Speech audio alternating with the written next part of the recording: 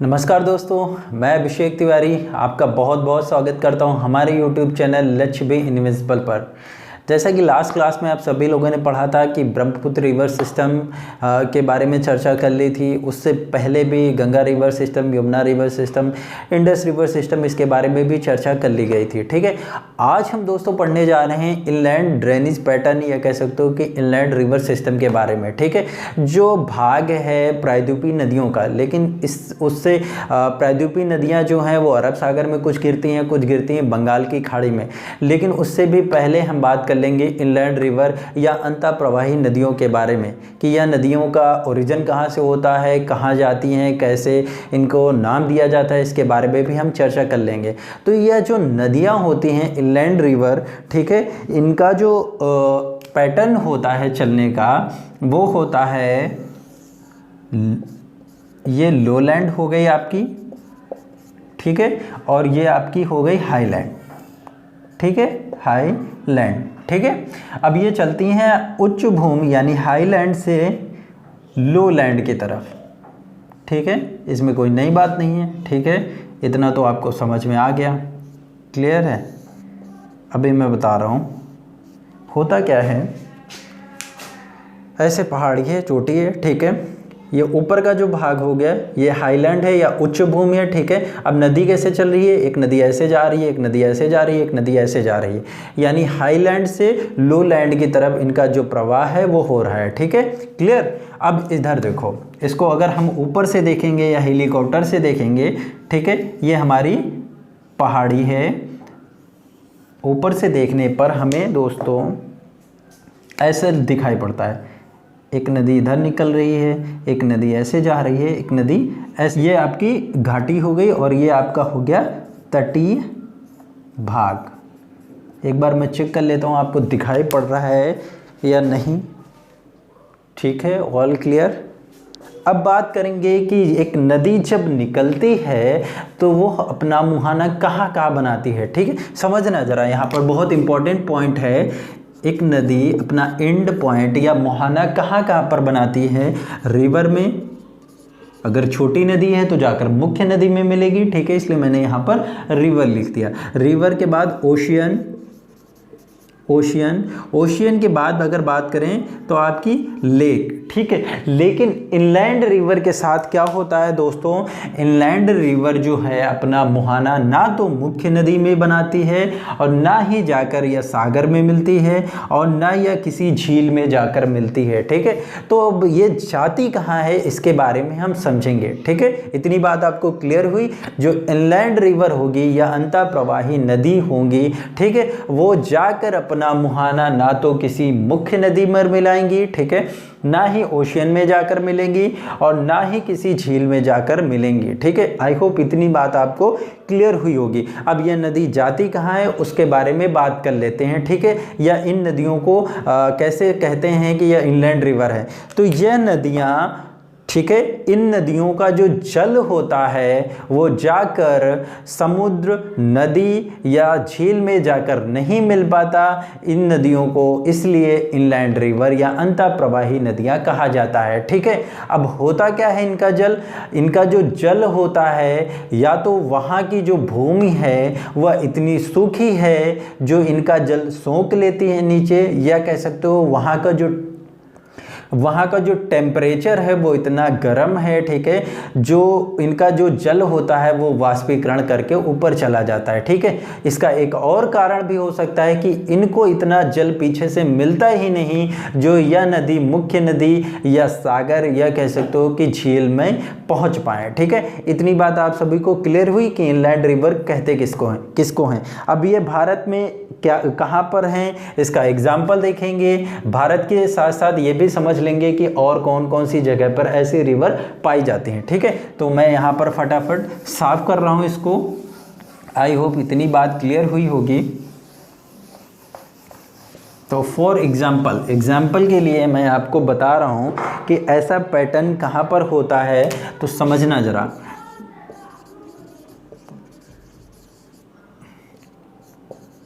Example है आपका drainage pattern of Kathmandu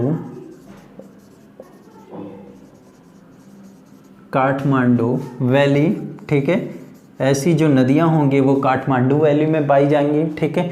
दूसरा क्या होगा, मैंने अभी आपको बताया कि वहाँ का जो होगा सूखी भूमि होगी या कह सकते हो कि मरुस्थल होगा, ठीक है, इस वजह से वहाँ पर पानी सूख जाता है, ठीक है। अब यहाँ पर होगा लद्दाख वैली, ठीक है। तीसरा जो बहुत इम्पोर्टेंट है एग्जाम्पल आपका राजस्थान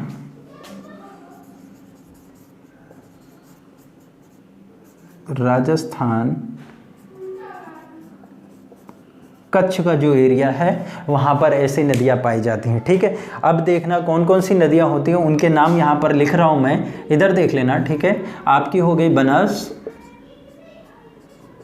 ठीक है, बनस के बाद हो गई आपकी सरस्वती,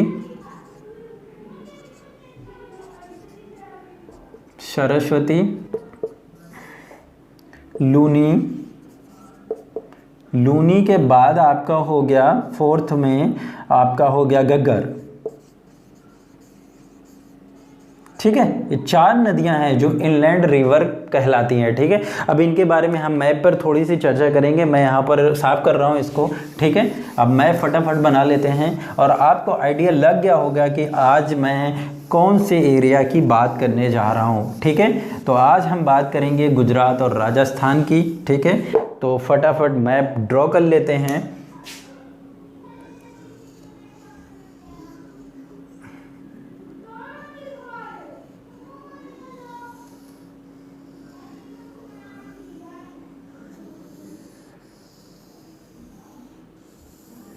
ठीक है, क्लियर। यहाँ पर दोस्तों है अरावली श्रेणी है, ठीक है। और यहाँ पर है आपका ग्रेटर रन, ये वाला जो भाग है इसको कहते हैं ग्रेटर रन, और ये वाला जो भाग है इसको कहते हैं लिटिल रन, ठीक है। समझना बहुत ही ज़्यादा इम्पोर्टेंट है बेटा, और अगर आप मैप बना रहे हो साथ साथ में तो बहुत अच्छी बात है। इसको क्या कहेंगे दोस्तों, ग्रेटर रन,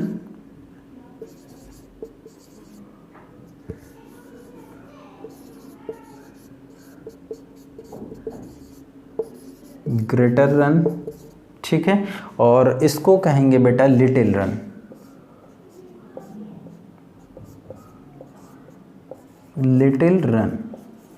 ठीक है। इसको क्या कहेंगे, लिटिल, ठीक है। अब यहाँ पर सबसे पहले जो हम बात करेंगे वो बात करेंगे आपकी घग्गर नदी के बारे में, ठीक है। घग्गर नदी के बारे में बात करेंगे तो घग्गर नदी का जो ओरिजिन होता है, ठीक है, घग्गर नदी का जो ओरिजिन होता है वो होता है कहाँ से दोस्तों, बंदरपूंछ नामक स्थान से, ठीक है। यहाँ पर बंदरपूंछ जहाँ से यमुना नदी हमारी निकलती है, ठीक है, बंदरपूंछ नामक स्थान से घग्गर नदी का ओरिजिन होता है। इसको ऐसे भी कह सकते हो शिवालिक श्रेणी, ठीक है, क्लियर, शिवालिक श्रेणी, ओके।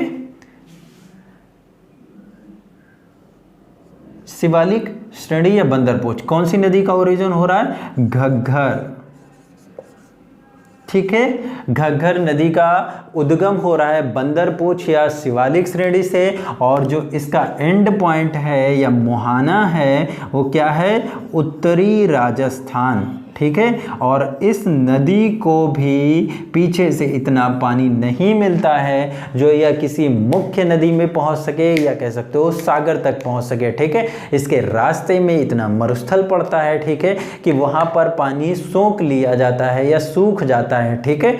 अब कभी कभी ऐसा हो जाता है कि पानी अगर काफ़ी तेज है, ठीक है, बहुत पहले की बात है, या कह सकते हो कि कभी कभी, ठीक है, कभी कभी ऐसा होता है कि पानी काफ़ी तेज है तो पाकिस्तान निकल गया, अदरवाइज ये भारत में ही रहता है, ठीक है। तो हमने बात कर ली किसकी, घग्गर नदी की। अब यहाँ पर बात करेंगे जो बहुत इंपॉर्टेंट नदी है, लूनी नदी के बारे में, ठीक है।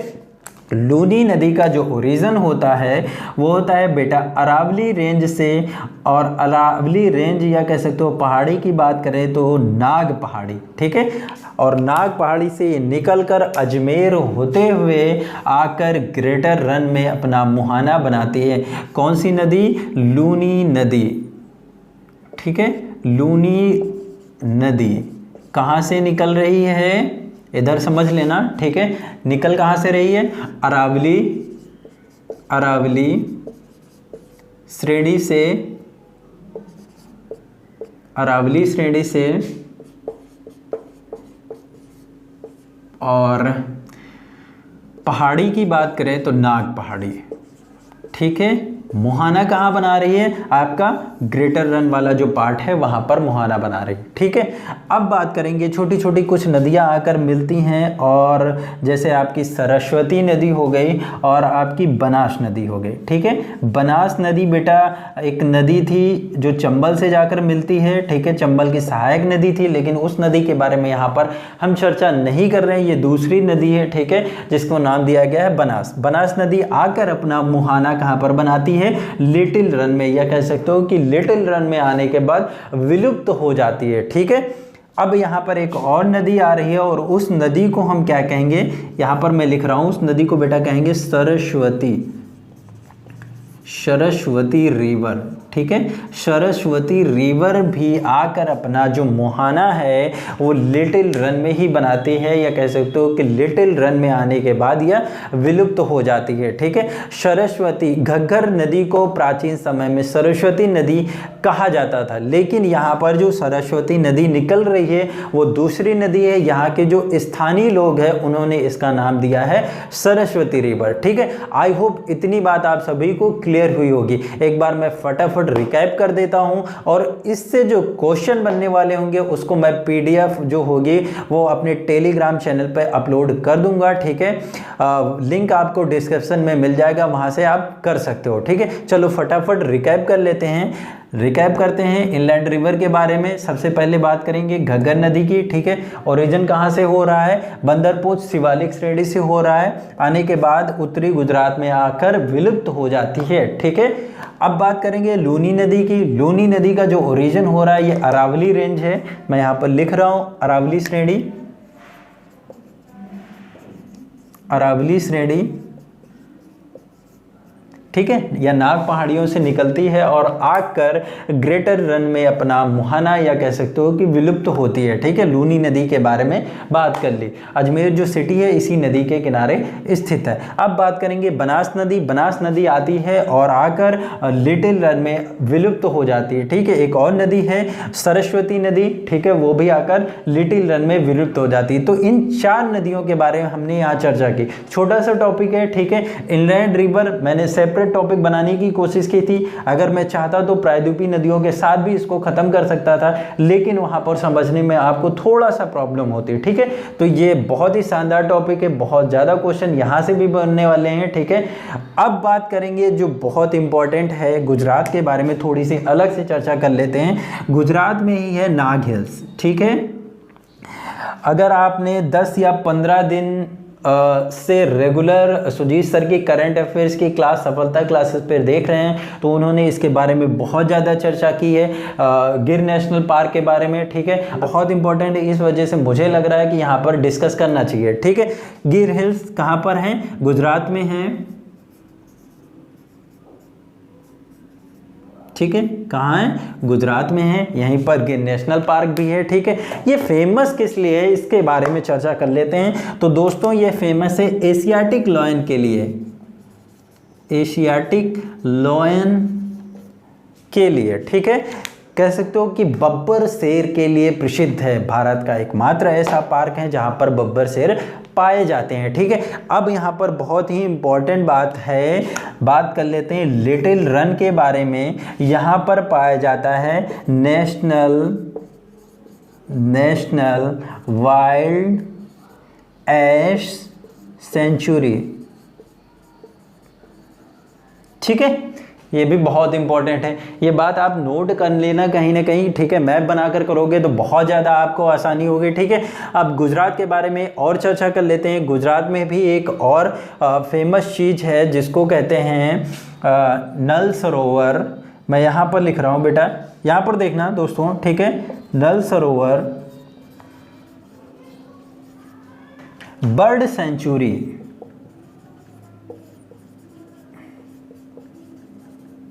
ये दिखाई नहीं पड़ रहा होगा आपको, यहाँ पर लिख रहा हूँ नीचे सेंचुरी, ठीक है।